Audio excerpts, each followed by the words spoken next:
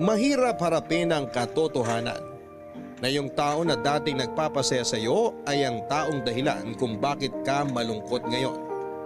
Ngunit huwag kang magpatalo sa kalungkutan. Ipakita mo na kaya mo ulit buuin ang sarili mo kahit na wala na siya. Aray ko!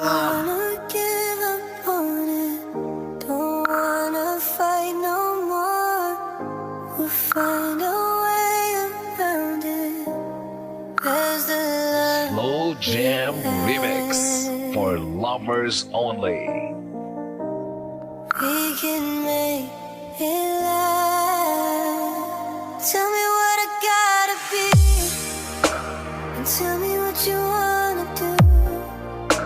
'Cause I can't